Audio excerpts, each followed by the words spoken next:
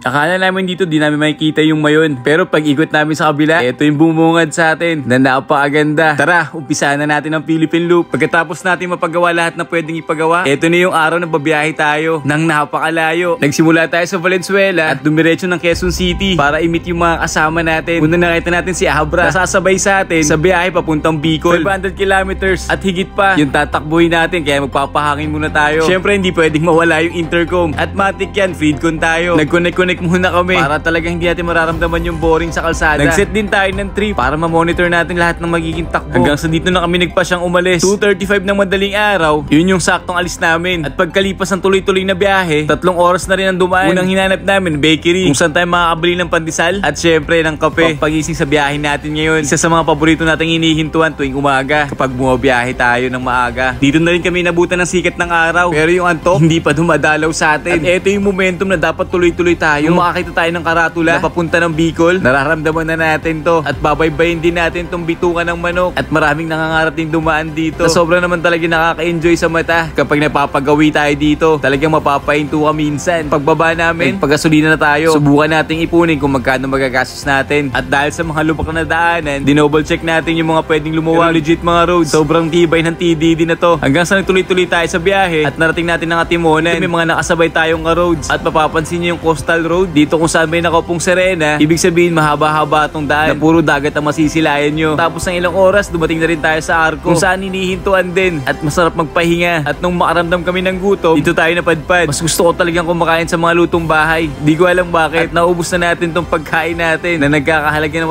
175 pesos. Tapos may mga roads pa tayo nandito na nakilala si Dagul. Nagtuloy pa rin kami sa biyahe. Dito nakaramdam kami ng antok dahil sa medyo mainit na, dahil din siguro sa haba ng daan na sasalubong sa atin dito sa Quezon. Dito rin kami minadaan ng aksidente na sobrang lala na siguro mga ilang minuto lang nakakaripas. Grabe yun. Kaya sobrang chill mode lang talaga yung takbuhan namin ngayon. Mas maganda na yung safe na makakarating tayo. Hanggang sa di namin kinaya yung araw, napatigil tayo ulit para uminom ng tubig. Dahil na rin siguro sa tindi ng init at pawis sa atin sa katawan. Mahirap na ma-dehydrate. Baka mapano pa tayo sa daan. Yun yung iniiwasan natin. Bukod sa napakalalang lubak dito, aaray ka talaga. May mga nakabang di mga ka-roads kung saan narinig natin silang sumisigaw. Nagpagas tayo ulit para sa pangalawang full tank. 331 pesos. Pag-abante namin, kita naman namin tong halo-halo na kung saan napakasarap tumambay dito habang kumakain ng halo-halo na napakalamig. Pampawi sa init na nararamdaman natin sa biyahe. Pagkatapos pa ng isang oras, dumaan na rin tayo sa bypass road na to. Totoo niya, napakalungkot dahil di siya nagpapakita ngayon at natatakpan na napakakapal na ulap. Kaya nag-stay na lang kami saglit para magpahinga, para magkaroon tayo ng moment at makunan yung mga motor kasama ang napakagandang view na minsan napakamahayain. Kaya umalis din kami kagad dito at dumiretso tayo ng Kagsawa dahil dito natin mamimit yung ka-roads natin na nanalo ng helmet. Pero pagpasok namin sa tulay, napakagandang tanawin mga roads. Halos makita na natin ang buo. Ito yung kabilang side. Sobrang nakakamiss si Mount Mayon. Kaya kulang ang Bicol mo pag wala kang picture dito. Pasok natin ng Kagsawa ruins. May mga ka-roads tayo. At medyo may karamihan din yung mga tao ngayon dahil siguro sa weekends. Pagkakita natin kay ka-roads, binigay kagad natin yung helmet na sobrang tagal niyang hinintay. Pero sulit pa rin. Hanggang sa nagtuloy tayo sa biyahe. Tapos 2 oras din nung mapadpad tayo sa Sorsogon dito sa may coastal road na napakaganda rin tumambay o hintuan. Kaya alam medyo malayo pa tayo kaya tumuli pa. Para sa pangatlong pagkakataon, nagpa-full tank ulit tayo at 350 pesos. Lagpas 1,000 na rin ata nagagastos natin sa gasolina at narating na rin natin sa wakas ang destinasyon natin dito sa may Bulusan kung saan dito tayo tutuloy ngayong gabi. At si Joey ang bahala sa atin. Unang binigay natin sa kanya itong limited edition na t-shirt na sobrang tayo lang ang meron nito o iilan lang dahil hindi na tayo nagpagawa kapalit ng pag-ampon niya sa atin. Ito ang munting kwarto natin ngayong gabi. Pero hindi muna kami nag-stay dito. Ito muna kami pumunta sa Dangkalan Beach na sobrang gandang tambayan at napakaganda yung pagkakagawa na dati binabayaran ng mga taga dito pero ngayon hindi na. Basta taga dito ka sa Bulusan. Umubos na lang din kami ng oras hanggang sa napagpasya namin umuwi para magpalit ng langis. Alas 4 ng madaling araw nung gumising kami at andito pa rin tayo sa bahay ni Joey dito sa Bulusan, Sorsogon na sobrang taas ang agad ng sikat ng araw kahit halos alas 5 pa lang ng umaga. At ihahatid niya tayo ngayon sa port kung saan tatawid tayo mula Matnog hanggang Allen. At kasama pa namin ng isang tropa na taga dito din para sa naging biyahe natin sa Bicol. Napakasaya din at hindi tayo nagkaroon ng problema. Pagdating namin dito, sobrang ganda ng view na makikita. Balak din sana namin mag-breakfast pero sarado pa ng mga oras na to. At hinahabol din namin yung oras ng patawid papuntang Allen Port kaya enjoy na lang namin yung biyahe habang ito ang nakikita natin na sobrang ganda at wala sa Manila. Pagdating namin malapit sa port, mila kami kaagad para humingi ng pass. Dito kailangan natin ng ORCR kasama ang driver's license lalo na kung ikaw yung driver ng dala mong sasakyan. Pagkatapos dito, mga ilang kilometro lang at dahil Santa Clara ang sasakyan natin, dito tayo nagbayad ng fare. 780 pesos para sa motorcycle kasama na ang driver. User's fee para sa passenger 10 pesos. Motorcycle 15 pesos. Terminal fee 30 pesos. RRTF 65 pesos. At sa last window wala nang bayad. So total ng gastos natin 900 pesos para sa pagtawid mula Matnog Port to Allen. Pre, salamat sa pag-ampun sa amin Apalupit mo. Pre, salamat sa pag-ampun sa amin. Salamat. Thank you. Pagkatapos natin magpaalam, rumekta tayo sa loob ng port para maghintay na lang ng oras para papasukin tayo. Meron naman silang waiting area at meron din tayong karuts na nakaabang sa loob. Nung tinatawag na yung mga sasakyan, pumasok na rin kami. Medyo matagal na yung paghihintay namin dito sa labas. Pero okay lang. As long as makakatawid tayo sa kabila. Dito rin natin nakita na sobrang tiyagan lumangoy ng mga tao dito at sobrang gagaling nila. Nung nakapasok na tayo sa loob, eto nga pala yung first time ni Dodi na magawa sa mga bucket list niya. At nung naiwan na namin yung mga motor, dumiretso na kami sa taas. Sakto may nagbebenta ng pansit para bilang agahan namin dahil sa wala pa kaming kain. 4 na oras na rin kami naghihintay sa loob at nung halos mapuno na, umalis na rin sa wakas yung barko na sobrang ikinatuhanan lahat dahil nga naman sa tagal ng paghihintay. Wala pang 2 oras yung biyahe at nung marating na namin yung Allen Port, nagkaguluhan ng mga tao na sobrang excited nang lumabas. Pero tayo chill lang muna. Nung tinawag na yung mga driver, agad-agad kami bumaba dahil nawawala ang susi ni Dodi na hindi niya makita at nung sinilip niya yung motor, na-jackpot niya at nakakabit pa doon. Nakalimutan niyang tanggalin sa sobrang excited niya at first time makasakay sa barko, natatawid ng kabilang isla. At nung makalabas na kami dito, sinalubong kaagad tayo ng mga tropa, lalo na si Ranshift na bumiyahe pa ng oras para makapunta dito sa Allen. Follow nyo sa mga roads para sa mga content dito sa Samar. Ililihibot niya kayo at napakarami din nakaabang. Syempre, hindi pwedeng walang sticker. Pagkaalis namin dito sa port, kaayaan sa isang kainan na kung saan meron daw masarap na halo-halo. Kaya dinayo kaagad namin dahil sa malapit lang naman dito. At sobrang legit nga mga roads. Masarap yung halo-halo nila. Kahit yung pansit, kaya ko atang maubos yun. At meron sila iba't ibang klaseng flavor na parang ang sarap tikman lahat. Pagkatapos ito, iba't na kami kaagad. Sobrang salamat kay Madam dahil sa haba ng biyahe, nagpagas tayo ulit 250 pesos. Hindi ko alam na medyo mahaba pala itong magiging biyahe natin ngayon. Na sobrang ganda ng daan sa Katarman. Di tayo nagkalbayo. Na sobrang lalado ng magiging daan doon. Tingnan nyo naman mga roads, makikita mo dito kung gaano aganda yung view. At sulit talaga ang magiging biyahe mo kapag dito ka dumaan. At hindi ka basta-basta masisiraan ng gulong o kaya naman mababasagan ng mugs. Pero syempre, mas masarap bumiyahe ng may araw kaysa bumiyahe ng gabi. Lalo na kung mag-isa ka lang at hindi sanay sa magiging daan. Gaya namin nang inabot na kami ng ganitong oras na sobrang dilim na rin. Buti na lang naka-TDD tayo. Nagamit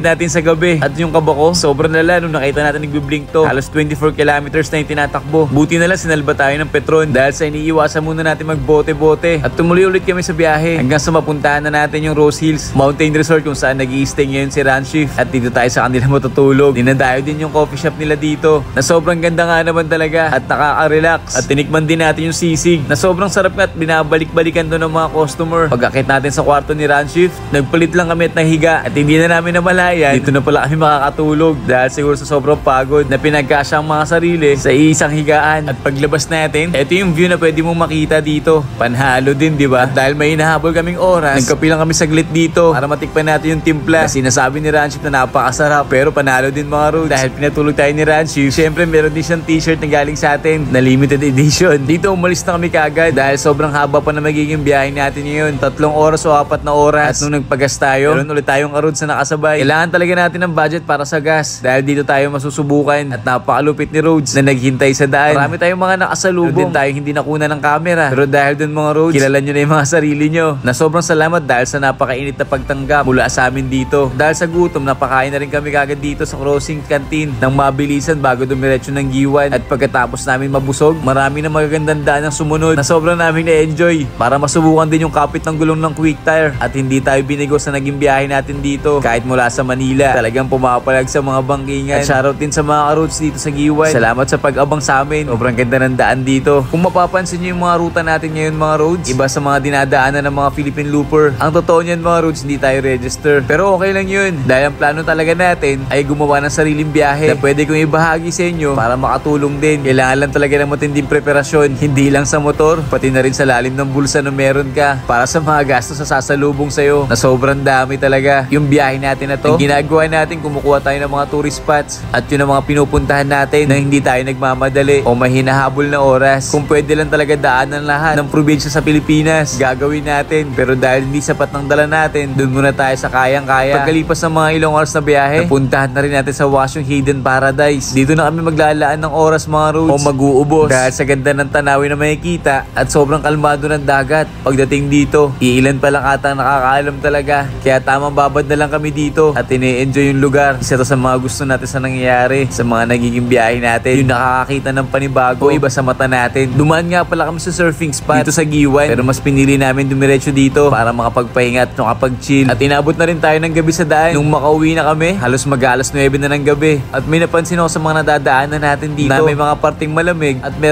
mga parte na mainit. Sobrang kakaiba talaga. Hanggang sa tumuloy na tayo sa ating kamag-anak. Pinagandaan tayo ng ulam na napakasarap. Tinolang isda na bagong-bagong huli. Sobrang simple na ng pamumuhay dito. Na kung saan lang simple, pa masarap mag-stay. Pagkatapos natin magpahinga, di na rin tayo masyado nagtagal sa mag-anak natin. At malaking pasasalamat sa pag-ampun sa atin. Kahit umuulan pa, aalis na rin tayo. Dahil napaka-importante ng oras. Dahil sa medyo malayo-layo pa yung magiging biyahe natin papuntang San Ricardo Port mula dito sa Kinapundan, Samar. At base kay Google Maps, 300 plus kilometers ang babaybayin natin bago tayo makatawid ng Surigao sa Mindanao. Dahil poncho lang ang baon natin, sobrang basa na tayo sa biyahe. Hanggang sa dun lang pala ang parte na umuulan dahil tuyong-tuyo ang kalsada dito. Hanggang sa nakita tayo ni Karods na matik may sticker. Habang nagme-merienda nito na hindi ko alam kung kamoteng kahoy kung paano to ginawa. Pero napakasarap at saktong mainit pa. Sumalba bilang agahan namin. Dito ka rin makakita ng mga motor na may bubong na kayang magsakay ng 5. Ganyang kalupit dito. Pagkatapos ng isang oras sa biyahe, nakarating na rin tayo sa pinakamahabang tulay noon. Itong San Juanico Bridge na hindi pa rin nakakasawang tingnan. O babalik-balikan mo talaga sa biyahe. Marami nang napagdaan ng lindol to. Pero mabibilib ko sa tibay. Dahil hanggang ngayon buong-buo pa siya. Kaya kapag bumiyahe kayo ng Samar, irekta nyo na ng Tacloban para madaanan nyo tong tulay ng San Juanico Bridge na isa sa mga iconic na madadaanan sa Pilipinas. O kaya naman kapag nag-Philippine Loop ka, walang ibang daan kundi dito lang. At first time to ni Dodi, kaya sobrang na-enjoy niya yung daan. Na kung saan pa balik-balik pa siya dito para magkaroon ng magandang shot. Paglagpas natin, yun na ang lugar ng Tacloban kung saan nag-stay tayo dito ng halos isang buwan noon. At isa pang Karods na nakasabay sa daan. At habang nagpapagas tayo, na naman nakakilala kay Dagul na suhulit ng Karods. Sticker syempre, malaki na rin yung gas sa gasolina. Pero parte yan ng biyahe. Hanggang sa madadaanan natin tong MacArthur Landing Memorial na isa rin tourist spot dahil sa meron tong magandang kwento na naging parte ng World War. At kayo nang bahalang umalam ng mga roads. At habang nagpapahinga tayo, may mga dumalo din ng mga roads. Napakatindi nyo. Halos 3 oras na rin tayong bumabiyahe. Kaya naisipan namin magpahinga muna. Dahil din sa tindi ng init, mapapatigil ka talaga. Kasabay nun, kumain na rin kami. May nakita kaming bilihan ng manok, yung pinirito. Tapos kanin, solved na. Pag cowboy ka talaga, kahit saan pwede kang kumain nang walang kaarte-arte. At para sa akin, yun ang masarap sa experience na to. At dahil walang suka o sarsa, kami na ang bahala. Mang Tomas ang sagot dyan. Tapos dito, power na. Para magkaroon tayo ng lakas sa biyahe. At hindi tayo aantukin. Eto na ata yung unang problema sa biyahe na to. O yung aberya. Dahil nawala ng tornilyo, yung caliper ni Dodi. Dahil siguro sa tagtag ng biyahe na sobrang lala. At meron tayong shop na nadaanan, KMS Motor Shop. Na ito ang pinakamaganda dito. Dahil solid ng Karods pala ang may-ari. Kumuha siya ng power tools para kunin yung tornilyo na meron sa motor niya. At ililipat sa motor ni Dodi. Grabe na pabilib tayo doon, Karods. At meron pa nakakilala kay Dagul na kahit si ate humingi na rin ng sticker. At balik tayo kay Karods na napakabait dahil sinalbi niya sa itlog yung motor ni Dodi. Hanggang sa nagtuloy-tuloy tayo sa biyahe. May mga madadaanan tayo lumang tulay na gaya nito na hindi pwedeng pumasok ang malalaki sasakyan dahil siguro baka bumigay na rin. At pagkalipas ng halos isang oras na biyahe, darating na rin natin sa wakas yung pinakamataas sa tulay dito sa Pilipinas. At yun ang Agas-Agas Bridge. Sasadyain mo din daanan pag pupunta tayo ng San Ricardo Port, dulo ng Leyte. Merong napakagandang view. Kaya ine-enjoy natin yung napakagandang moment na to na sobrang bihirang mangyari. At mapapabilib ka sa pagkakagawa na sobrang tibay na napakadami na napagdaanan. Naging parte ang Japan sa paggawa nito. Halos gumastos ng 1 bilyon para mabuo tong tulay na napakaganda na sobrang laking pakinabang sa mga motoristang gaya natin. At base kay Google ang impormasyon na yun, nagpasya ulit kami tumuloy sa biyahe. At sa wakas nakarating na rin tayo sa destinasyon na halos umabot ng 7 oras yung naging biyahe natin dito sa San Ricardo Port. Naghintay muna kami kasama si tatay na 72 years old na patuloy pa rin bumabiyahe. At nung nag-announce na pwede magbayad, ito yung halagang mga roads na mas mura pa to sa Liloan Port dahil dito nagkakahalaga ng 1,000 lang kasama pasahero o yung driver. At eto nga pala yung t-shirt na pinagawa natin na available sa D Republic. Message lang kayo sa kanila sa Facebook page. Dito pinababa na yung mga sasakyan. Unti-unti nang pinapasok. At parang 4 lang ata kami ngayon o nagsasakay na babiyahe. 2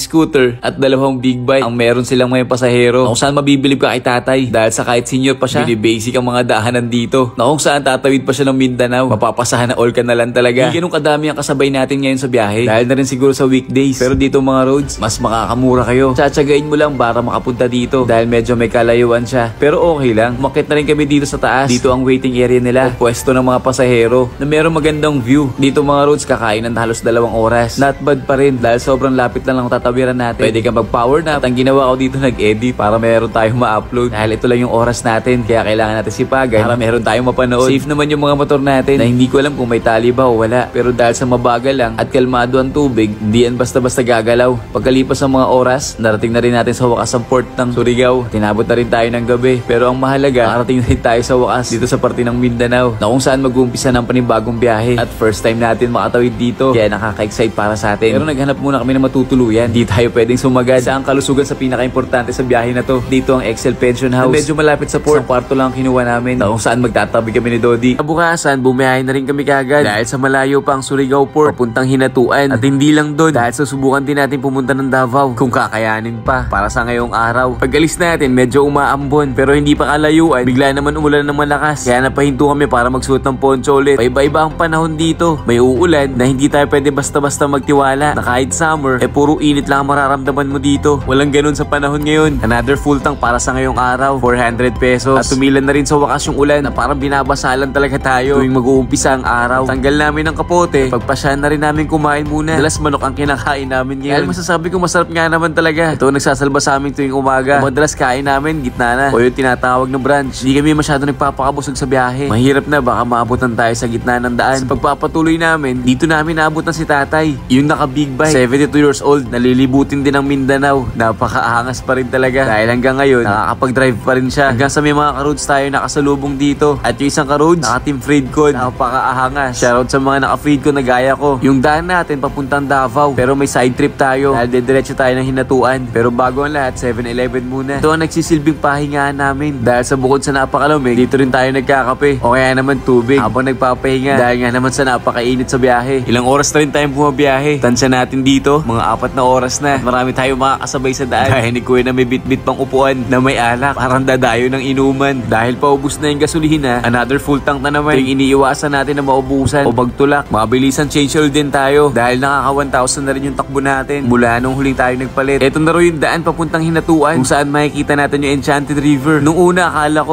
okay lang, o baka may parte talaga ng mga lubak-lubak. Pero habang tumatagal yung biyahe namin dito, pasikip ng pasikip yung daan. At sobrang lala na, lalo na sa mga bato na nadadaanan. Kaya nagkaroon na kami ng duda. Dahil sa ito yung turo ni Google Maps, ito yung sinundan natin. Nakakala namin katapusan na namin dito, na baka naliligaw na kami. O yung sobrang dami na nating naiisip. O yung nag-overthink na tayo. Pero wala kaming choice. Kaya tumuloy pa rin kami sa biyahe. Dahil naniniwala tayo na may lagusan to. Hanggang sa may nakita na kaming daan. O yung parang tricycle. Doon na lang kami natawa. May nakita akong e-trike. Ibig sabihin, yung daan dito sa kabila palabas, maganda na.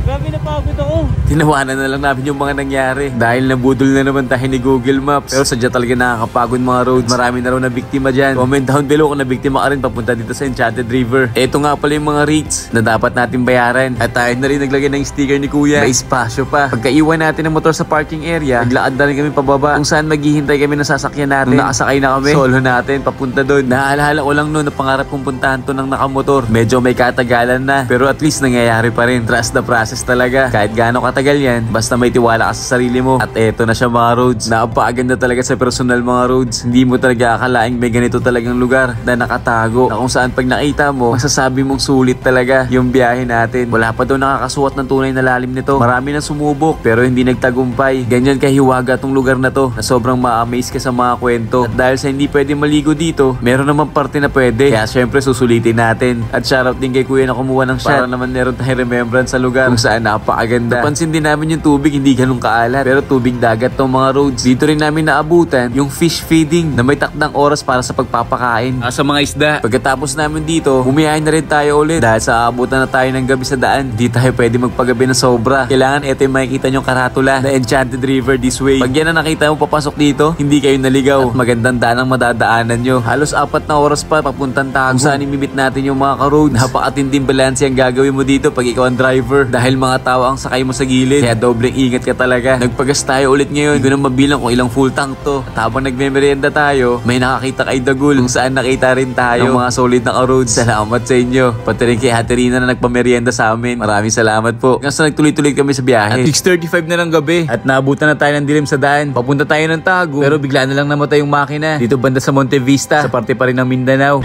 Try natin ngayon i-start si Dagul. Yan, may power. Yan. Oh, pero mahina na yung tunog niya eh. Naka-check engine na rin siya. So, kamusta ka Dagul? Check engine na siya oh.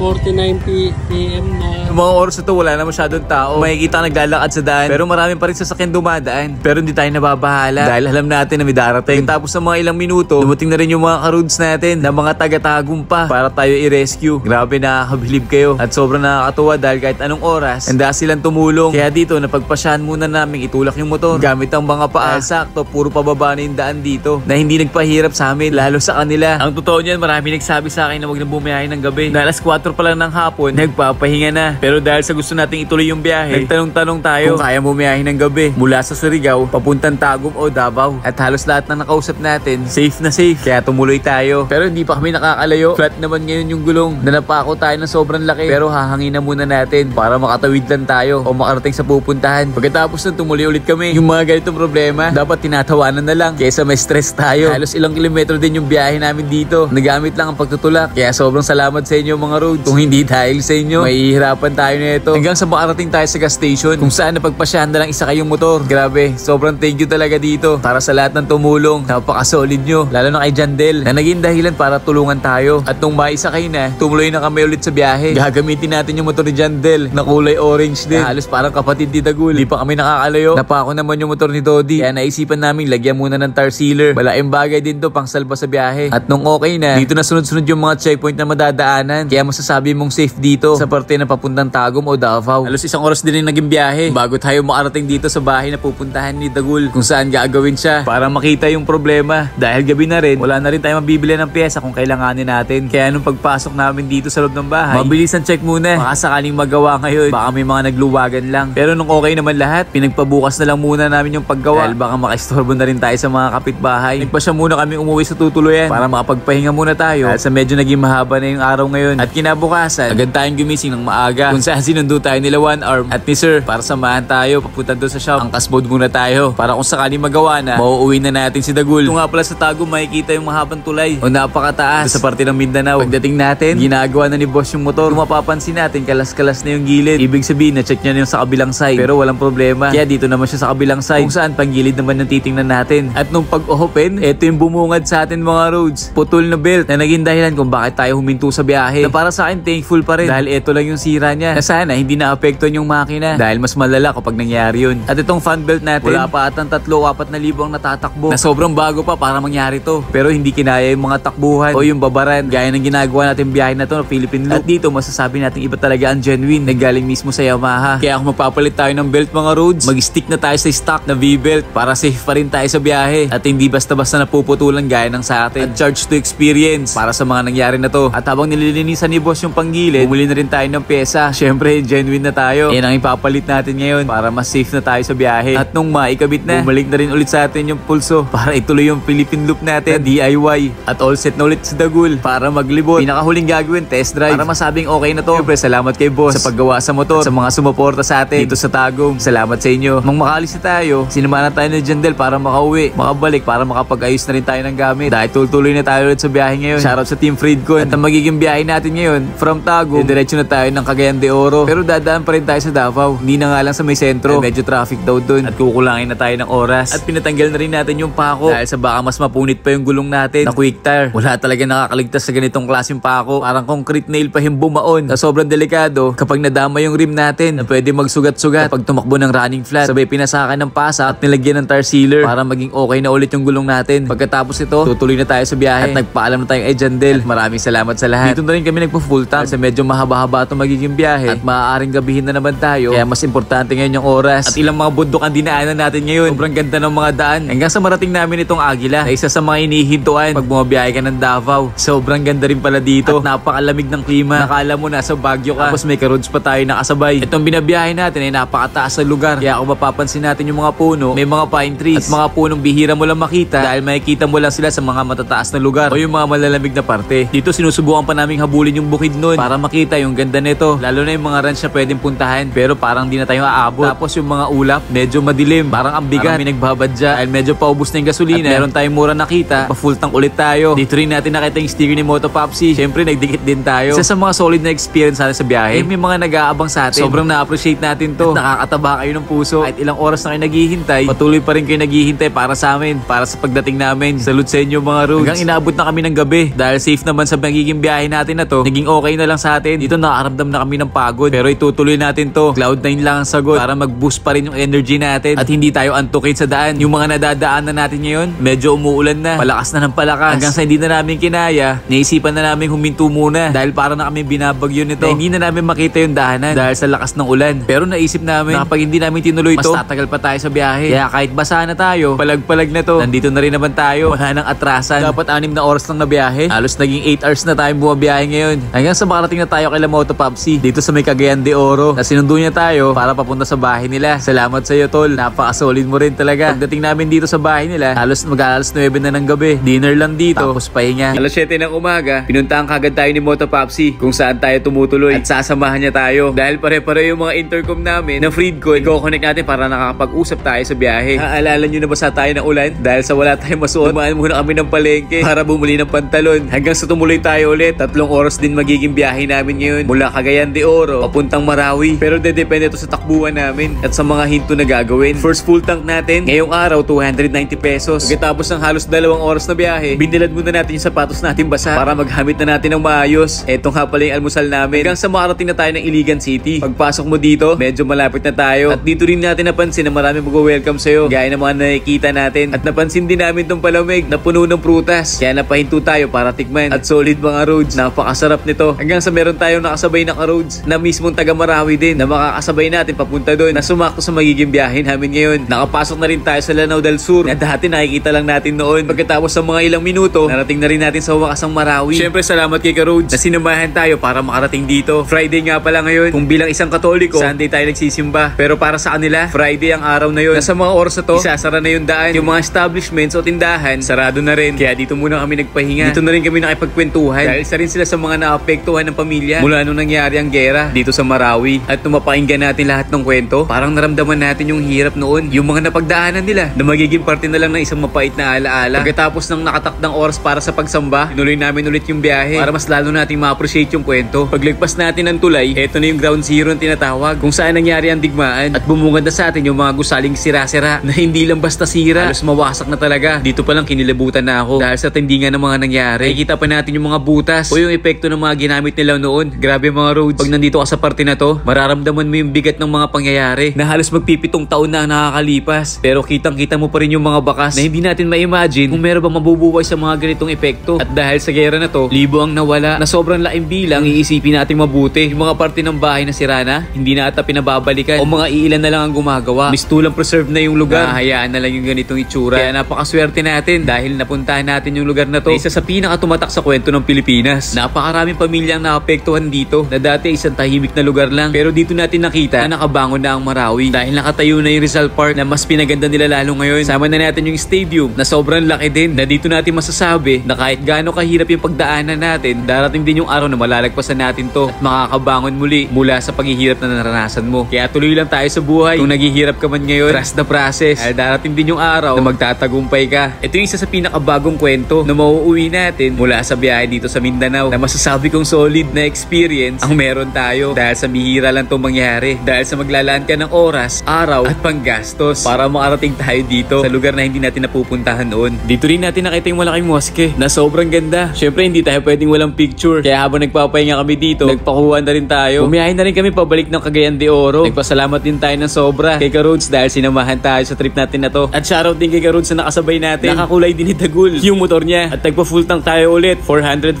pesos. Sinubukan naming habulin yung oras ng pagtawid mula sa Cagayan papuntang Bohol. Ito yung mga requirements na kailangan natin. Dahil sa bukas kami makakatawid, kuha na lang tayo ng ticket, 1,170 pesos. At tumuloy muna tayo kay Lamoto Pops. Kinabukasan, umalis kagad tayo dahil sa kailangan pa natin bumili ng ticket para sa motor natin. At dito tayo ata sasakay. Importante yung oras namin ngayon dahil hindi kami sigurado kung makakasakay yung mga motor namin. Kaya yun yung inaasikaso namin dito. Medyo may katagalan nga lang. Hindi ko alam kung saan ang mali. Pero dito umaasa pa rin kami na makakatawid para hindi masayang yung araw. Hanggang sa nakabili na tayo ng ticket. Salamat ng marami kay Moto Popsi. Napaka-solid mo talaga. At si Kuya yung nag-assist sa amin para makahabol tayo. Pagpasok namin ng motor, nakaramdam tayo ng safe. Dahil eto na yun, makakasama na tayo. Nabawasan na yung stress natin dito. At sasabay tayo sa maraming karga. Dahil maraming babiyahe ngayon. 8 oras yung magiging biyahe namin. Mula Cagayan de Oro, papunta sa port ng Bohol. Kaya dito muna tayo mag-i-stay at magpapahinga o matutulog. Dahil sa napakahaba ng oras ng biyahe. Lunchtime na, 150 pesos. Dito na rin kami kumain sa taas. Eto nga pala yung ticket ng ng motor, 1,606. Maglalaan ka ng 3,000 para safe na yung tawid mo kasama yung motor. At eto yung kasama natin si Dodi. Nakakala ko hindi makakatulog dahil daw sa uga ng barko. Pero nung paglingon natin, eto umihilik na. At nung makita natin sa Google Maps na medyo malapit na, ginaganahan na tayo ulit bumiyahe. Ay onting oras na lang, makakababa na tayo. Sa mga nagtataka kung ano yung tsura ng CR, eto mga roads. At tamang hintayin na lang tayo na makarating sa pupuntahan. At shoutout kay Ka-Roads na nakita rin tayo dito sa loob ng barko. Hanggang sa makarating na tayo sa Bohol. Eto na yun. At sa wakas nakarating na rin tayo. Pagkatapos ng mahabang proseso at biyahe, nakatungtong na ulit tayo dito sa wakas para sa pangalawang pagkakataon ng nakamotor. Dahil nung una, nakamotor din tayo nung pumunta tayo dito. At kinabukasan, dito namin sinulit muna yung araw. Medyo late na tayo dito dahil sinulit namin yung pahinga. Ilang araw na rin kasi tayo buwabiyahe nang tuloy-tuloy. Kaya pumunta muna kami sa beach. At dahil sa walang parking, buti na lang pinagbigyan kami ni Kuya. Iniwan muna namin yung mga motor. Ito nga pala yung suit natin mga roads. Available to sa D-Republic. Certified Hodofile. Pagkatapos lang ng mga ilang minuto paglalakad, narating na rin namin tong lugar. Masasabi nating white sand sila dito. Itong kinatatayuan namin, pribado na banda. Kaya hindi kami pumesto dito. Marami ding diving spot na pwedeng puntahan. Gaya nila. Pero kami tamang lublub lang para masulit natin yung lugar. Tamang babad para makapag-relax din tayo bago tayo bumiyahe na ulit ng napakahaba. Pagkatapos ng halos isang oras sa pagbababad, umalis na rin kami kaagad dahil sa importante sa atin ng oras. Kaya hindi na rin tayo masyado nagtatagal sa mga lugar. Pero yung masasabi nating sulit. Hanggang sa nagpa-full tank tayo, 335 pesos. Sapat na para puntahan yung mga pwedeng puntahan dito sa Bohol. Lalo na yung mga tourist spots na madadaanan natin. Gaya na tong Man-made Forest na dati alam ko nasira ito sa bagyo. Pero ngayon di mo na makikitahan ng bakas at bumalik yung ganda. Kaya talagang hinihintuan para magkaroon ng sariling moment. Sama na natin na napakagandang picture o kuha dahil isa to sa mga dinadayo. At dahil sa malamig sa parte na to, nagpahinga muna kami saglit. Ganito yung ginagawa natin kung saan sinusulit natin yung mga lugar na minsan lang natin mapuntahan kahit sa maikling oras lang habang tinitingnan yung alaga nating motor na sobrang gwapong-gwapo tayo dahil sa napakaangas ng tindig at masasabi natin wala na siyang kulang na minsan na pagkakamalang X-Max at sobra-sobra pa dahil nga daw sa medyo malapad siya tingnan o malaki kaya ang lakas ng dating ni Dagul. Pagkatapos namin mag-stay ng mabilisan, sumibat din kami kaagad dahil sa gutom napahinto tayo muna. Ito yung branch natin na may mga Ka-Roads pa nakakita sa atin. Shoutout sa inyo. Tapos rumekta kami kaagad sa Chocolate Hills. Dito nagbayad muna tayo. Hindi ko malala yung binayaran natin bago ka papapasukin dito sa bandang daan para makaakyat tayo. At habang binabaybay mo to, makikita mo na kaagad yung mga Chocolate Hills na sa ngayon dahil summer, iba yung kulay. Naanimoy para silang nasunog o natuyot dahil sa tindi ng init ng panahon ngayon. Siguro nga dahil sa tindi ng init, kami umakit dito sa taas. Tinamad na rin tayo. Kaya napagpasyaan na lang namin, natitigan yung moment na ganito ang nakikita. Magpapalipad din sana tayo ng drone. Kaya lang baka bawal, baka ibang makita natin. Hanggang sa may Ka-Roads tayong nakasabay dito at nakita sa daan. Pagkatapos ng dumiretso kami kagad sa pupuntahan namin ngayon kung saan i-challenge natin si Dodi na gawin yung isang bagay na ginawa natin noon. Ito nga pala yung babayaran, 60 pesos plus 10 pesos para sa parking. At medyo kinakabahan si Dodi dito dahil ang gagawin niya, susubukan niya tong The Plunge. Halos mag-6 na taon na nung unang subok natin dito. Masasabi kong sulit na kahit isang beses lang dapat matry natin yung mga ganitong klaseng extreme activities na hindi sa lahat ng lugar meron ganito. At nung all set na si Dodi, ito na yung moment na sobrang kaba talaga kapag nasa ganito ang sitwasyon. Dahil na-experience natin to, alam natin yung lagay niya na makakaramdam ka talaga ng takot na bigla na lang sasagi sa isip mo yung mga posibleng mangyari na wag naman sana mangyari. At pagkatapos nun, ito na yung mga sumunod. 5 segundo kang mawawala sa mundo.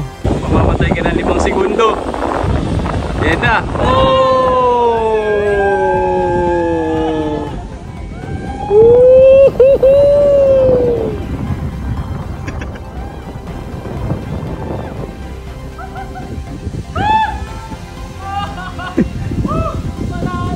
Kapado.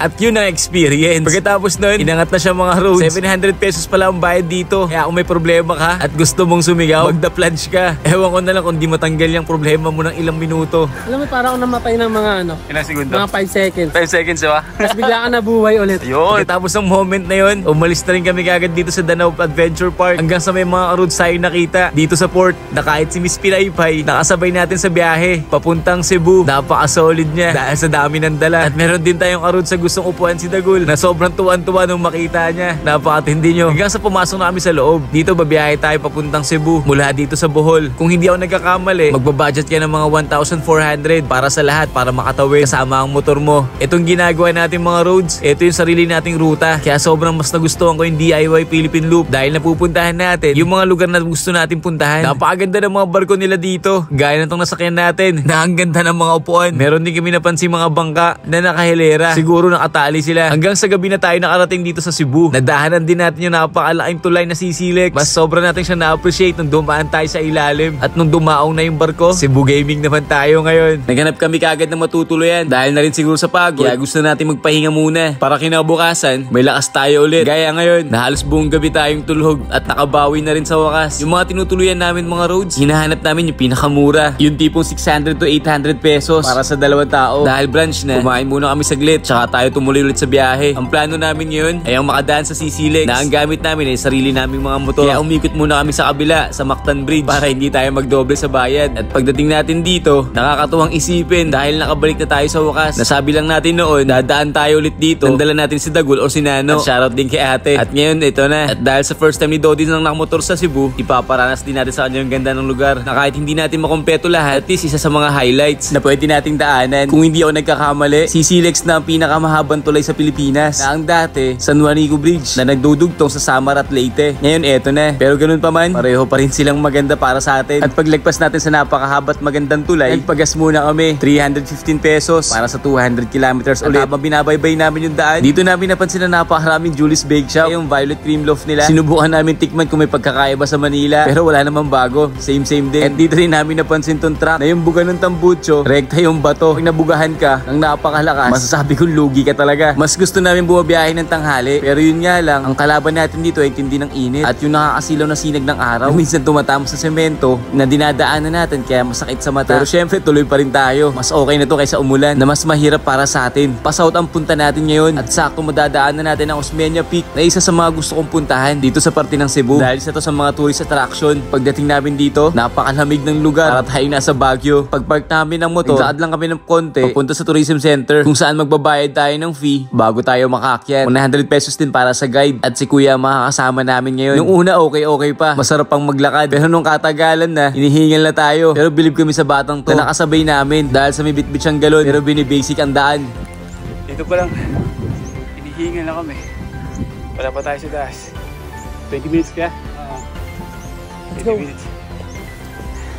At pag-akyat namin sa taas, dito tayo muntik madulas. Pero safe pa rin naman. Napakaganda ng view na makikita natin mga road. Siyempre, hindi pwedeng wala tayong picture na babaunin natin sa pag-uwi. Osmeña Peak ang isa sa pinakamataas na lugar dito sa Cebu na meron siyang 360-degree view mula sa tuktok na to. Kaya lahat na makikita mo, napakaganda at kayang-kaya ng beginner para sa pag-akyat ng mga bundok. Dahil mula sa baba, 30 minutes na akyatan para mapuntahan to. At eto na yung mga makikita mong ganda na sobrang nakaka-amaze din. Kaya thankful tayo dahil nabigyan tayo ng magandang panahon at nadaahan na natin to. Kaya kung pupunta ka ng Cebu, isama natin sa bucket list to. Dahil masasabi kong sulit naman, at least napuntahan na rin natin sa wakas. Pagkatapos nun, bumabahan na rin kami kagad para tayo bumiyahe na. Dahil sa may nahabol tayong oras para makatawid pa sa panibagong isla na pupuntahan natin ngayon. Medyo malaki na rin nagagastos natin sa Philippine Loop. Dahil andyan ang tuloy-tuloy sa paggastos ng gasolina, lodging, at syempre sa pagkain. Isama na rin natin ang pagtawid sa mga isla dahil medyo mataas ang presyo pagdating sa mga barge o yung pagsakay natin ng motor plus driver na minsan libre na rin para sa atin. Kaya kung nagpaplano ka talaga, kailangan talaga may ipon para may panggastos tayo hanggang sa marating na natin ang Liloan Port. Ito nga pala yung mga rates at tatawid na tayo ngayon ng Dumaguete. Parte na to ng Negros. At umabot tayo dahil alas 6 pa ang biyahe. Ito na hata yung pinakamura na sakyan natin dahil 300 plus lang kasama na ang motor at driver. Kaya nakakatuwa para sa atin yun dahil medyo maliit yung binayaran natin ngayon. Pinapasok na rin sa wakas yung mga motor at sasakyan kasama na ang ibang pasahero. Sa mga oras ito maraming tumawid kaya marami tayong makakasabay. At si Dagul naman yung nag-iisa sa dulo. Medyo on time din ang biyahe o yung paalis ng barko at wala pang 2 oras, makakarating na rin tayo sa wakas dahil sa harapan lang ang isla at hindi ganun kalayo. Pang-5 sakay na pala natin to mga roads o yung pagtawid natin sa dagat. Kaya kung hindi ka sanay sa pagsakay ng barko, masasabi kong masasanay ka rin. Mawawalan na lang sa iyo yung pagkahilo. Halos mag-alas 8 nun dumating tayo sa Dumaguete. First time din natin dito at nakakatawa dahil panibagong lugar para sa atin. Bukasan, pagkatapos natin makapagpahinga, bumiyahe kami kaagad. Kakain muna kami ng almusal dito sa Lapas Public Market kung saan makikita natin yung mga dinadayong kainan na kilala kapag nandito ka sa Iloilo. Ayun, itong inasal na napakasarap tingnan. Pero may papatikim tayo kay Dodi. Itong lapas batchoy ng netong. Kaya umorder muna kami kasama tong puto na napakasarap din. Kung meron lang tayong mainit na kape para isawsaw to. Pero kahit wala na, masarap pa rin siyang kainin. Tapos sa kabila naman may iced coffee na nabili namin sa kabilang shop. Nakatabi lang na itong netongs. Nung dumating na yung batchoy, ito yung authentic mga roads na talagang binabalikan para ipatikim sa mga kasama. Kaya nang ginawa natin dito na sinawsaw natin ng puto. Para sa akin parang sarap din. Pero para sa iba weird. tired. Pero all in all, masarap pa rin talaga. Pagkatapos namin kumain, tumuloy ulit kami sa biyahe. Isa ang Iloilo sa mga kilalang may mga simbaang magaganda na dinadayo lalo na kapag bisita iglesia. Gaya dito sa Molo Plaza na humingi muna kami ng pasasalamat dahil sa naging safe tayo sa mga naging biyahe natin ngayon. Sana ligtas pa rin hanggang sa tayo makauwi na. Shoutout din sa mga road sa atin nakakita sa atin dito. Unang full tank natin ngayong araw, 330 pesos. Layo-layo na naman tong takbuhan dahil halos parang paikot yung gagawin natin bago tayo makarating ng Katiklan. Ang punta namin ngayon muna ay dito sa Garin Farm na isa sa mga tourist spot dito sa Iloilo. Sabi ko kay Dodi, bumili muna kami ng shades dahil sa tanghaling tapat at tirik yung araw, sobrang sakit sa mata kapag umakit ka sa taas. Yan ang na-experience natin dati. At nung na-park na natin yung mga motor, pagpasok namin, ito yung mga rates, 150 pesos. At meron pa silang mga activities pwede nating i-avail. Kami dito, mas pinili namin maglakad para exercise na rin sa atin dahil sa madalas tayong buong araw nakamotor o nakaupo sa biyahe. At pagkatapos ng mga ilang minuto paglalakad, darating na rin natin ang pilgrimage. At ito yung pinakamataas sa parte dito sa lugar ng farm na to. Ilang taon na rin nakakalipas nung huling punta natin, pero masasabi kong worth it naman. Pero meron naman option para makakit sa taas nang hindi naglalakad dahil pwede ka namang ihatid ng sasakyan. May bayad nga lang. So mga roads, ito, nasa 400 plus steps mula dito sa baba hanggang paakyat. Para na rin tong alay lakad sa atin. Oh, sakripisyo. Pero solid lalo.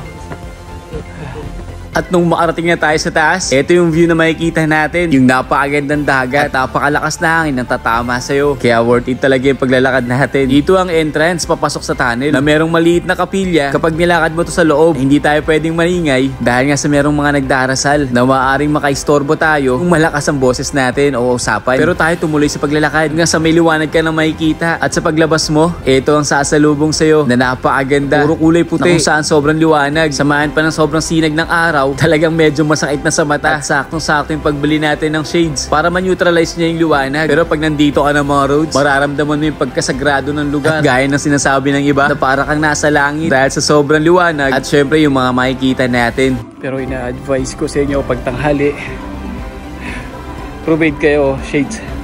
Sobrang laking tulong kasi pag wala to, sa sobrang liwanag, ang sakit sa mata. Di ba? Kasi kulay puti, halos lahat na nakikita mo dito. Tapos, yung sinag ng araw, nakakadagdag hirap sa paningin mo para makita yung mga nasa paligid. So yan. Solid. Dito yan sa Iloilo, sa Garin Farm. Thank you guys. Pagkatapos namin mag-stay dito ng mabilisan, di na rin kami nagtagal. Bumas na rin kagad tayo. Dito ang back to the world na tayo sa normal. At pagbaba namin, isang malamig na mango shake para sa napakainit na panahon. At tumuloy ulit tayo sa biyahe. Dahil sa medyo malayo pa yung port na pupuntahan natin. Base kay Google Maps, meron pa tayong 4 na oras hanggang sa makarating kami sa Antique. Pero dadaanan lang muna natin ngayon. Pero ang ganda ng arko nila na bagong gawa. Dito na pagpasyahan na lang namin huminto muna. Dahil sa init ng panahon at gutom, huminto tayo ulit sa 7-Eleven. Dahil sa medyo malamig yung lugar, pampawi dahil sa init ng kalsada. At pagkatapos namin kumain dito, nagpa-full tank tayo ulit. Pero 200 pesos muna. Medyo mataas kasi yung per liter dito. At sa pagpapatuloy namin sa biyahe, nakita na rin natin sa wakas ang airport ng Boracay. Dito sa may Katiklan, na kung saan nakapila lang tayo dito sa may tricyclean. Pero ngayon, dinadaanan na lang natin. Grabe, nakakatuwa. Hanggang sa pagpunta namin sa port, hindi na namin inaabot ang huling biyahe. Dahil alas 3 pa lang ng hapon, nakaalis na yung barko na sasakyan sana natin. Kaya no choice kami kundi maghintay ng matagal. Dahil ang susunod na nakita namin yung biyahe ay alas 8 pa dito sa Starlight Ferries. Pero pinatos na namin para na makatawid tayo. Sakto naman, may libreng pagkain nakasama sa binayaran namin. 2,600 ang isang tao kasama ang motor para lang makatawid sa Katiklan papuntang Mindoro. Hintay muna kami. Nakita namin si Kuya na nangingisda. Ito yung isdang masarap sabawan sa kamatis na kung saan uulamin nila. Senyalis na napakaganda ng tubig dito dahil sa maraming isdang makukuha. Totoo niyan, hindi nagsasakay itong barko ng mga motor. Pero pinilit lang namin para makatawid. Kaya sasabay tayo ngayon sa mga kargo. At kaming dalawa lang ang pasahero na nakamotor. Na kung saan kasabay natin mga malalaking truck. Nung naipark na namin yung mga motor namin, dito sa upuan pumepesto ang mga driver o yung mga pahinante. Kung saan wala ka matutulugan. Sa gabi na kami makakaalis, buti na lang piniyagan kami ng mga crew, ng mga boss na dito muna humiga, maghanap ng paraan para makatulog. Gaya ng ginawa namin na hindi naman kami naging sagabal dahil sa hindi naman nila gagamitin muna yung mga upuan. Na kung saan si Dodi nilabas pa yung upuan. At nung nakabawi kami ng tulog, pagkatapos ng halos 6 na oras na biyahe, nakarating na rin tayo sa wakas dito sa Roa Sport sa Mindoro. Maghahanap muna na kami matutulugan. Pagpahinga na tayo ng mga ilang oras at nakabawi ng tulog, sumibat na rin kami kahit medyo mainit na. Tirik na rin yung araw. Dito nagpa full tank muna tayo dahil sa malayo yung magiging biyahe natin. 400 pesos. May dadaanan tayo sa Pinamalayan sana. Kaya lang sabi ni Karods medyo mahirap daw. Kaya kumain na lang kami dito ng branch natin. At pagtuloy natin sa biyahe, marami tayong makikita mga kalabaw o kambing o yung mga hype na makikita sa farm. Marami yata talaga dito. At di pa kalayuan, na-checkpoint tayo ng HPG. Shoutout kila sir. At wala naman kami naging problema sa mga gamit naming motor. Kaya tumuloy ulit kami sa biyahe. Dito nararamdaman natin yung init. Sadya talagang mainit sa lugar. Pero marami tayong puno madadaanan. May pupuntahan tayo ngayon na kung saan sinadjust lang sa atin ng kaibigan na medyo tago. At pagdating natin dito, unang ginawa namin kagad nagbihis. Dahil sa tindi ng init, kaya naghanap tayo ng cold spring. At dito tayo umabot sa Tagbunga Mountain Resort. Running water talaga. Kung minsan daw mas malakas to kapag umuulan. Pero ngayon saktuhan lang. Nakakatuwa yung mga ganitong lugar na sobrang sarap pagbabaran ng katawan. Lalo na kapag galing ka sa init.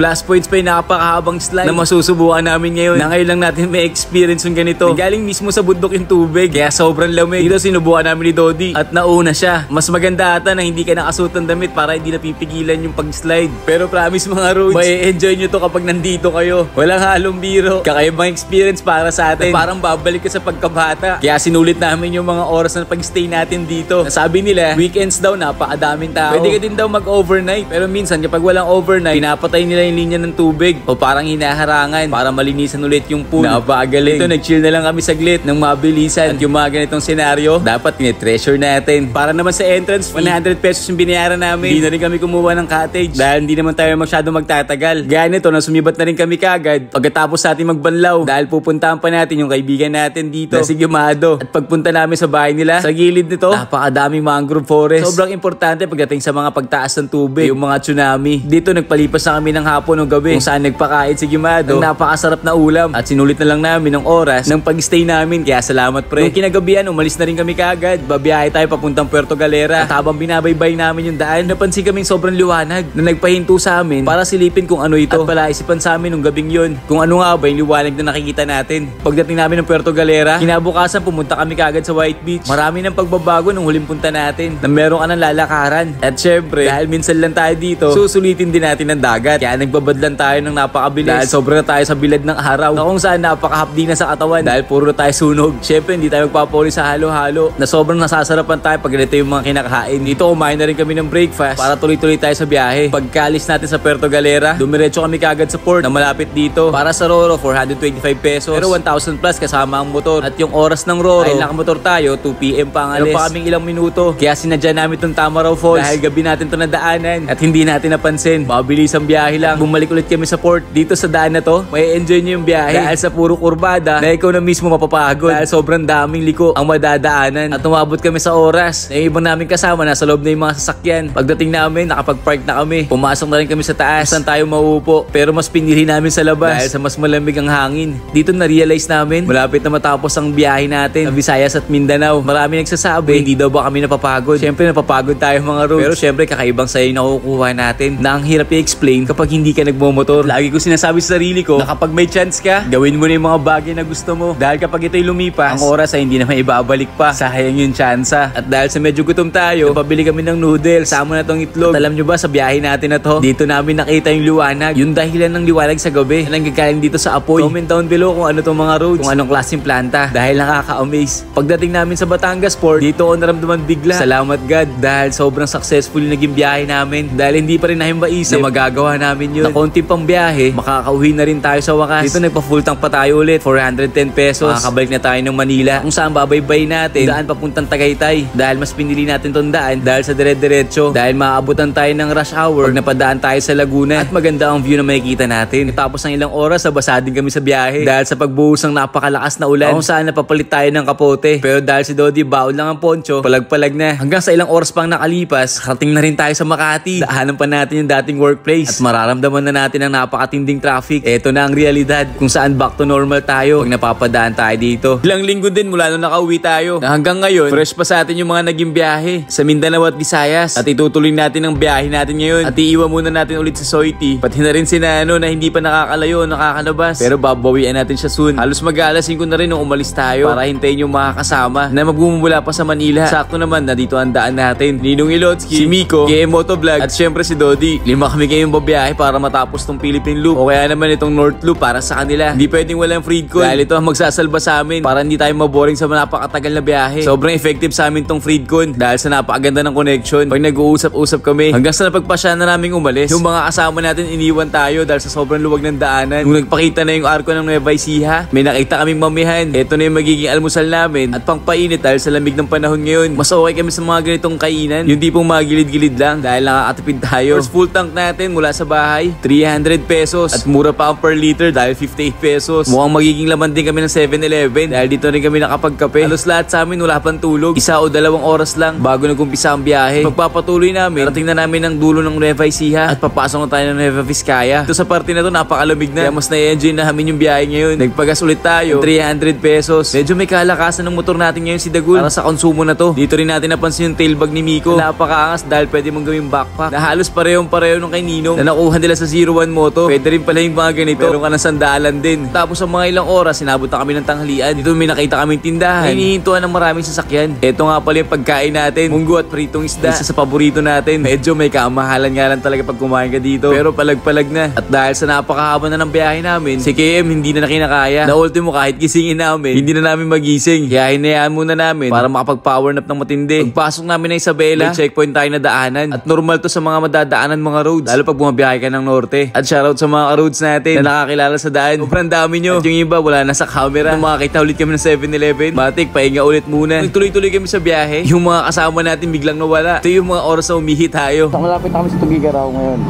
Tingnan natin kung magkikita-kita kami o tatawag sila sa atin. Pero ang ginawa natin, nagtanong muna tayo. Baka kasi naliligaw na tayo at tayo ang mali. At pagkatapos ng mga ilang minutong pag-uusap, biglang sumulpot yung mga kasama natin. Salamat. Ayun. Dito sila. At kompleto na ulit kami ngayon. At kapag napapadaan talaga tayo ng Isabela, isa sa mapapansin natin ay napakahabang highway. Halos di ko alam kung ilang kilometro to. Na kapag tirik ang araw, makakaramdam ka ng antok dahil hindi mo alam kung kailan matatapos yung napakahabang daan na to. Lalo kapag baguhan ka, first time mong makadaan dito, makakaramdam ka ng ngalay at sakit sa puwet sa pagkakaupo. Hanggang sa may hinintuan kami ang parte. Sobrang ganda ng tanawin. Yung dating nito, kala mo nasa Switzerland. Para sa akin, ganun mga roads. Ang ganda ng landscape. Lalo ngayon na medyo tag-ulan na. Kaya yung mga halaman, napakaganda ng mga tubo. Syempre hindi pwedeng walang picture. At habang naghihintay tayo, may papakita ako sa inyo na yung suspension natin. Hanggang dito yung naging play nung suspension natin mula nung bumiyahe tayo sa Manila. So, ang ganda ng play nito mga roads na TRC. So, proven and tested natin siya. Sa sobrang dami namin na daanan lubak, wala tayong tagas na nakita dito. So, walang tagas. Safe na safe. At ang kapal kasi ng tube. So, goods para sa aking mga roads. Ang ganda ng performance. So, ito pa pinanagusto natin. Fully adjustable siya ng rebound sa compression. So, yan mga roads. Yan. Solid, diba? Ganda ng TRC na to. Pati yung sa likod, check natin. Sa likod naman, yan. Kung mapapansin nyo, walang tagas din yan. In-adjust din natin to ng plane na bagay sa atin. Yung sa bigat natin. So, ito rin, adjustable din. Fully adjustable.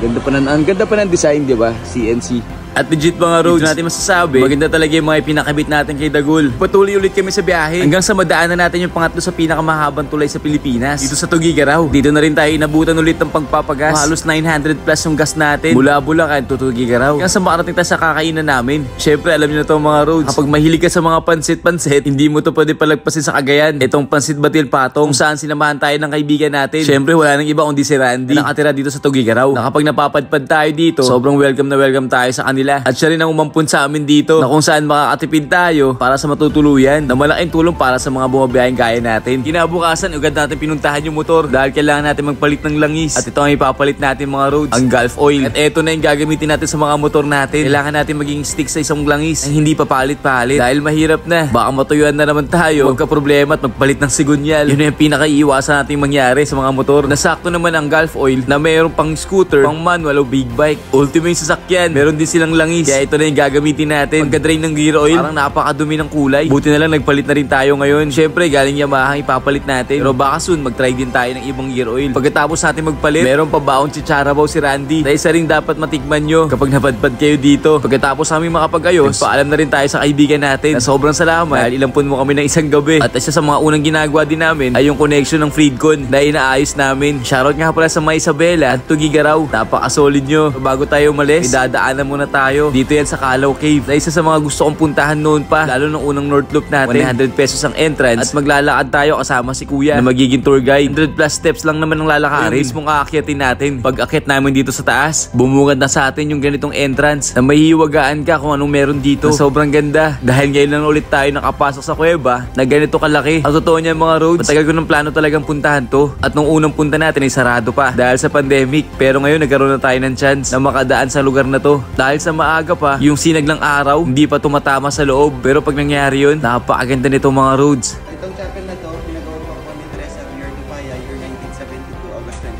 27. So mga roads, nandito tayo ngayon sa Calao Cave. Sobrang ganda dito. Isa to sa pinaka gusto kong puntahan na kung saan nandito na tayo ngayon. Ayan. Ang ganda. Ayan. So every first Sunday of the month, may nagkakaroon ng misa dito. Ayan, dito sa part na dito sa ano to, second chamber. Ayan. So yan sa mga roads. So gusto ko pa napadpad kayo ng Cagayan. Isa sa mga pwede niyo puntahan itong Calao Cave. Ayan. Sobrang solid.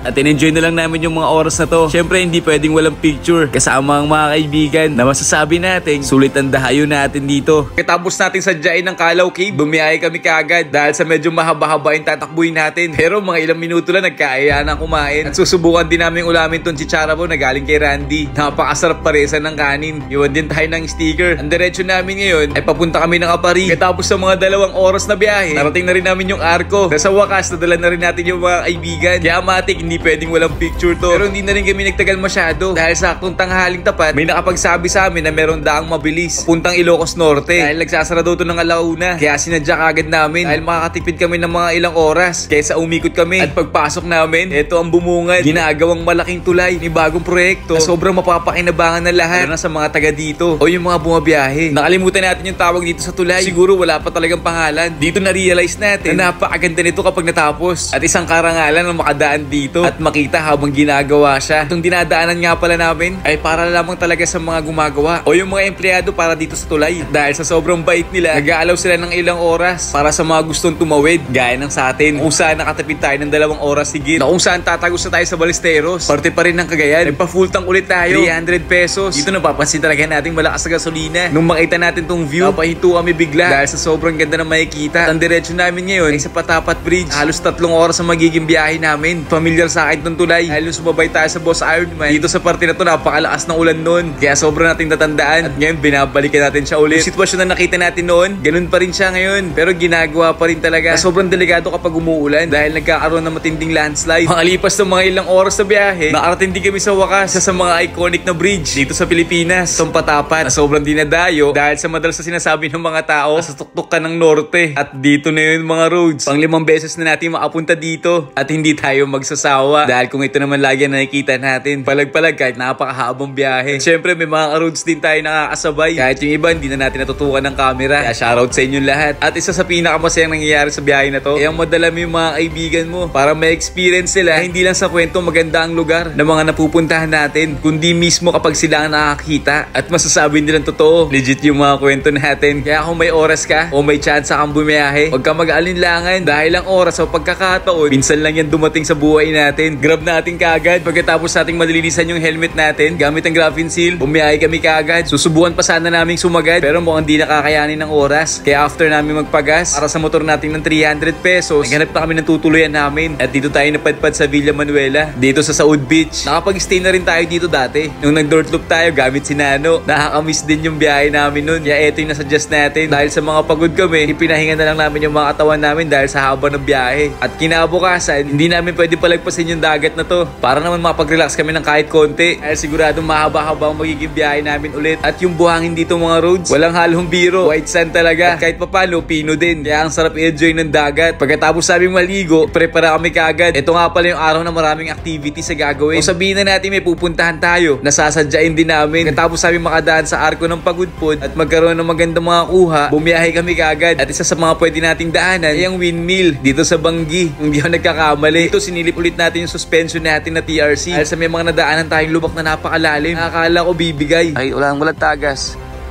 Grabe, angas ito sa sa NMAX natin. Naglaan na lang kami ng mga ilang minuto para kumuha ng mga kuha. Para syempre remembrance natin na nakapunta tayo syempre sa ganito kagandang lugar. Ilang taon na rin yung huling daan natin dito. At isa sa mga napansin namin, ay dumami yung mga windmills. Comment down below nga mga roads kung legit nga. Lalo sa mga taga Ilocos Norte. Isa sa mga katanungan natin, kung matipid ba to sa kuryente? Kung mas malaki na save natin pag dito nang gagaling. Naghanap din muna kami ng mga kainan. Ito yung branch namin. Hindi na rin tayo nakapag-almusal. Direkta na rin namin sa tanghalian. Kaya loaded na yung mga kinain namin dito. Madalas talaga ito yung kinakain na namin dahil mas mura. Meron din tayong bagong nadaanan. Akala namin, parte ito sa paghahanda kung sakali may mga mangyaring digmaan na huwag naman sana mangyari sa atin. Pero dapat lagi tayong handa. Yung mga gamit dito o yung mga gamit pandigmaan ay yung mga luma o yung mga retired na nagamit ng World War II. Ginawa na lang ulit para magmukhang bago. Nakakailang pag-asa tayo dito sa biyahe. Panibagong 305 pesos. At dito may mga nakasabay tayong ka-roads na mga nagabang din nakakita sa amin. At ito yung sasadyain natin mga roads. Yung sand dunes dito sa Ilocos. Nasusubukan natin ulit kasama ang mga kaibigan. The first time nilang may experience to. Si Kuya nga pala magiging driver ng napakalaking truck na gagamitin namin ngayon.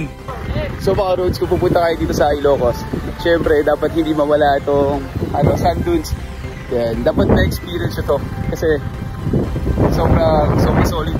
Pag na-experience yung yung mga madadaanan dito, solid. Para kayo nasa roller coaster pero sasakyan ka nakasakay tapos buhangin yung solid.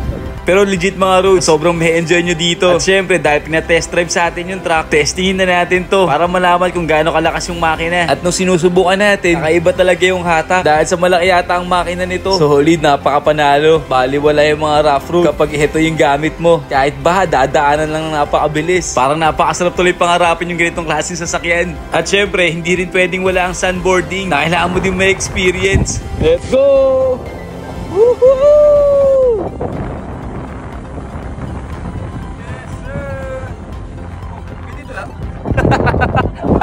Shoutout kay Kuya na napakagaling mag-drive. At pagkatapos namin dito, may nakita tayong nanonood ng video. May kaboses eh. Medyo natagalan tayo. Pero talagang binaraton ni Kuya. Shoutout sa'yo. Sumibat din kami kagad dahil dadaan pa tayo sa simbahan dito sa may Paway. Isa sa pinakadinadayo din dahil sa napakalaking simbahan na to. Napakaganda. Dito ko rin nakita si Kuya. Nakilala daw tayo dahil isa palang ka-roads. Hey! Ilan taon ka na? 9 years old. Solid. Kumain muna tayo dahil sa init ng panahon. Isa sa pinaka-the best ang sorbetes nila dito. At humingi na pasasalamat sa itaas dahil sa napakagandang panahon at ligtas kami sa biyahe. Dito umalis na rin kami kagad. Nagpaalam sa kanila dahil ang biyahe pa namin ay pa-vegan. At pagdating namin dito, nakakita rin kami sa wakas na medyo pasok sa budget namin. Pagkatapos namin makapagpahinga, lumabas kami nung gabi. Si Ninong Ilotsky, si Dodi at si Miko. At kulang kami ngayon dahil wala si KM dahil tulog. Ang hirap gisingin. Dito naglakad-lakad kami sa Kalye Crisologo. At buhay na buhay yung kalye na to dahil sa nagliliwanag, daming tawang naglalakad. Ang isa sa mga sinadya namin dito ay itong empanada. Authentic empanada kung tatawagin dahil meron siyang kakaibang lasa kumpara sa mga empanadang kinakain natin sa Manila na talagang masarap din. Kinabukasan, nung nakapagpahinga na kami, malis din kami kaagad dito sa tinuluyan namin dito sa JP's Transient. Pero dahil sa gutom, kumain muna kami sa karinderya sabay higop ng mainit na kape para tuloy-tuloy ngayon tayo sa biyahe. Dahil ngayon yung araw na puro piga ang gagawin namin. Susubukan namin tumawid ng Sagada papunta sa highest point at dumiretso ng Baguio. Sa loob lamang ng buong araw na to. Susubukan namin. Pero pag hindi kinaya, may plan B. Gaya ni Ninong na nakaramdam na kakaibang takbo sa kanyang motor. Sakto para kami nilihiligaw. Hinaan kami ni Google Maps sa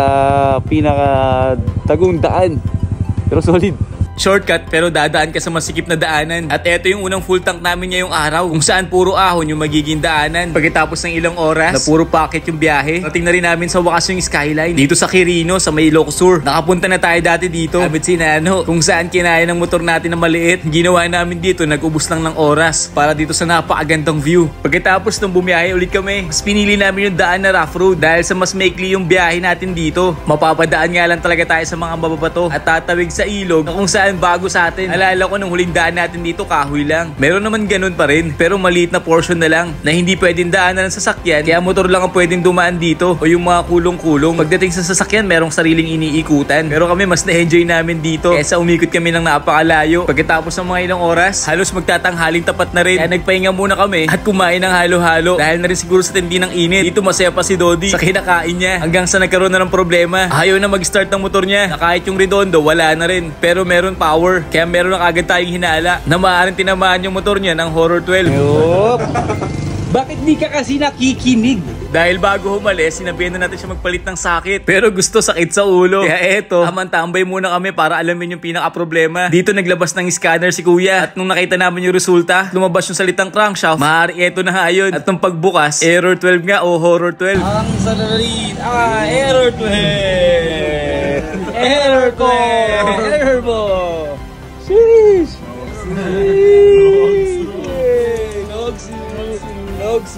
Alam mo yung nakita doon sa scanner? Oh. Rider error. Rider error. Dahil wala tayong mabibilhan ng sakit na ipapalit sana, merong paraan si Kuya para dito. Yung bandang may sunog, yun yung ipagdudugtong niya. Kumbaga irerekta niya yung mga kable. Marami na tayong nabasang ganito ang ginawa. Mas pinili nilang irekta kaysa lagyan pa ng bagong sakit o yung mga AdPro. Pero si Kuya binasic lang. Pang samantagal muna ang gagawin. At nung maikabit niya na, nagdugtong niya lang tong dalawa. Kung saan nakahiwala yung isa pang linya na na-damage ng pagkasunog. Nung i-start na yung motor, eto na yung nangyari.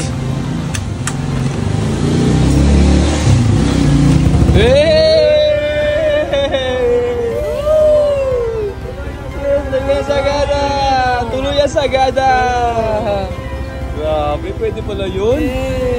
Dito lahat kami naging masaya dahil yung biyahe namin matutuloy na ulit. Kahit sila nakitense din. At sobrang salamat kay Kuya sa paggawa ng motor ni Dodi. 2 oras din yung nakalipas. Narating na rin namin sa wakasang Sagada. Karamihan sa mga kaibigan natin ay bago dito. Achievement unlocked din para sa kanila to. Kaya sobrang natutuwa din tayo. Yung sticker natin nakadikit pa rin at hindi sumusuko. Sana andyan lang siya. Syempre hindi pwedeng walang picture. Kaya na-enjoy namin yung moment namin dito kahit hindi siya ganun katagal. Dahil dadaanan muna namin ang Sagada ngayon. Pero may sinadya muna kami para ipatikim sa kanila. Etong yogurt na ang sarap para sa akin. Tapos dito sinubukan namin kumain ng lemon pie. Isa rin sa mga sikat na kinakain dito sa Sagada. At pagkatapos noon bumaba din kami kaagad. Hindi talaga kami masyado nagtagal. Pero soon babalikan namin to. Kasama pa ang maraming mga kaibigan. Buong maghapon na rin kami bumabiyahe. Kaya sobrang namin nararamdaman na yung pagod. Sa mga oras na to, malapit na rin mag-alas 5 ng hapon. Kaya alanganin na rin kami bago makarating ng highest point. Yung bagong highest point sa may Tinok. Si Miko mo doon, hindi nakata kinakaya. Diretso po sa lupa. Habang tayo naman, papakinabangan natin yung NMAX nating si Dagul. Para lang tayo nakaiga sa sofa, nagpapahinga. Dumiretso pa rin kami. Tinuloy pa rin namin sa biyahe namin na to. Ramdam na namin yung lamig na tumatago sa mga suot namin. Ulto yung mga daliri natin nangangatog na. Gusto ko ibahagi sa inyo yung quick tire natin na gulong na ginamit natin sa Philippine Loop ngayon. Halos gamit na gamit natin siya sa mga kurbada. Unti na lang malapit ng sumagad. Pero para sa akin goods na to. At dito natin napatunayan na okay siya sa mga biyaheng gaya nito. Dito makikita na natin na napakakapal ng fog ng mga nadadaanan natin. Sama na natin na napakakapal na itim na usok na to. Grabe ang tindi. Hanggang sa nagpagas pa tayo ulit. Napakalakas talaga sa gas ni Dagul ngayon. Last 300. Hanggang sa inabot na tayo ng dilim sa daan. Pagpasya muna namin mag-stay na lang dito. Garden breeze. At kinabukasan, sobrang nakakatog tayo sa lamig. Ito sa magugustuhan namin. Napakalamig na klima. Merong napakagandang view. Na habang nagkakape ka, ito yung makikita mo sa paligid. Sobrang na-appreciate natin tong biyahe. Dahil minsan lang natin makita yung mga ganito aganda. Hanggang sa napagpasya na namin umalis kagad. Dahil re-rekta kami ngayon sa highest point. Wala nang isang oras, makarating na rin tayo dun. Dala sa mga landslide o yung mga bato-bato sa gilid. Isa to sa mga nakakatakot bilang isang motorista. Mahulugan ng malalaking bato galing sa taas. Dahil sa puro ahon dito, pataas tayo ng pataas. Ay yung view na nakikita natin, paganda na ng paganda. Napakaswerte namin dahil hindi umuulan. Napakakapal lang na fog ang sumalubong sa amin. Na ang sarap sa pairamdam dahil ninanamnam namin lalo yung lamig. Nawala naman ito sa Manila. Hanggang marating na namin yung highest point. Ito yung pinakabagong highest point mga roads. Sa madaling salita, pinakamataas sa daan sa Pilipinas. Syempre hindi pwedeng walang kuha. Habang naghihintay na sana dumating yung mga kaibigan nating sumunod mula Manila. Usapan din namin dito alas 9 sisibat na kami kapag wala pa sila. 8:55, buzzer beater, bigla sila dumating. Dito sobrang saya namin dahil nakita namin din sila sa wakas. Si James TV at si Cap Venture. Grabe, ang tindi nila. Dahil para makasama kami, talagang sumunod sila. Hanggang sa napagpasya na namin umalis din dahil pupunta na kami ngayon ng Baguio. At ito yung pinakamagandang view para sa akin. Sa daan ng Tino. Ang ganda talaga, sobra. Na mapapahinto ka ng saglit para ma-appreciate lalo ang lugar na to. Mabilis ang kain ng almusal para magtuloy-tuloy kami sa biyahe. Dahil halos lahat kami dito ay gutom na rin. At pagkatapos kumain, nagpagas muna tayo. Another 300 pesos para sa ngayong araw. Hanggang binaybay na namin yung daan. Dahil higit 3 oras yung magiging biyahe namin. Medyo malayo din. Pero syempre, ina-enjoy namin to. Napakiramdam namin, parang basic na lang sa amin yung mga kurbada. Hanggang sa napadpad na kami sa Baguio, naramdaman na namin yung traffic. Diretso kami kagad sa Lion's Head. Pero inuna namin tong ice cream. Dito inabutan na rin kami ng ulan. Pero masaya na kami doon dahil dito na tayo inabutan. Hindi doon sa napakalamig na parte. Hanggang sa naisipan na namin bumaba at dediretso na kami na ngayon ng La Union. Sa biyahe namin na to, napahinto kami sa sobrang kapal ng fog na nadaanan namin. Dito ini-enjoy namin yung napakalamig na klima. Na ultimo yung mga sasakyan, kapag walang ilaw, hindi mo sila makikita. As in zero visibility. Kaya napakalaking tulong ng fog light. At dahil sa pagod, ito na nga pala yung kinabukasan. Dito ulit kami nag-stay sa La Union dahil sa napakaraming higaan. Ang plano namin ngayong umaga ay ang makapagkape sa Kabsat. Dahil ito na yung huling araw ng biyahe namin na to. Sinusulit na lang namin dahil hindi namin alam kung kailan tayo ulit makakabalik dito. Sayang yung moment, lalo na pag marami kayo. Siyempre hindi rin pwedeng hindi maligo dahil last day namin ngayon. Mas lalo namin sinusulit yung mga ganitong pagkakataon na hindi dapat sinasayang. Pagbalik namin, ito na yung oras sa paalis kami. Dating gawin, ang ginagawa namin, kinoconnect muna namin yung mga intercom para lahat kami nakakapag-usap-usap at hindi boring sa biyahe. Hanggang sa nagpagas tayo ulit ngayon, 320 pesos. Pahinga ulit dahil ilang oras pa ang biyahe namin ngayon. Mula La Union to Manila, hindi namin masyadong sinasagad yung pagod para hindi kami antukin sa daan. Nagpagas tayo ulit dahil ilang oras na rin yung biyahe. Plus 220 pesos dahil medyo mura din dito. Hanggang sa napadaan tayo ulit sa Pampanga. Mga road, subukan nyo dito sa Wingko, sa San Fernando. Dahil kapag napapadpad kami dito, yung dinadaanan namin, limited pizza, wings at pasta. Legit mga roads na napakasarap. Kaya naman binabalik-balikan namin to. Kailangan nyo rin masubukan yung pagkain nila dahil legit talaga na masarap. At deserve namin to dahil sa napakahabang biyahe. Pagkatapos namin dito, hindi na rin kami masyadong nagtagal dahil masyado na tayong gagabihin sa biyahe. Sumibat na rin kami kaagad. At pagkatapos ng halos buong araw na biyahe, nakarating na rin tayo sa wakas malapit sa amin. At dito na rin tayo nagpaalam sa mga kaibigan na sobrang nating na-appreciate sila dahil kasama natin sila sa biyahe na to. At natapos na namin ang Philippine Loop ni Dodi. Isang solid na biyahe ang meron tayo na natuloy din ang pangarap na sobrang achievement para sa amin. Kaya kung may plano ka, Roads, ituloy mo. Tandaan natin na isa lang ang buhay. Huwag natin sayangin. Gawin natin yung mga bagay na makakapagpasaya sa atin, lalo na kapag ito ang pangarap. Yun lang mga Roads, ride safe, keep safe. Yun ang pinaka-importante. Maraming salamat sa pagsubaybay sa Philippine Loop natin. Sana kayo naman. Alrighty!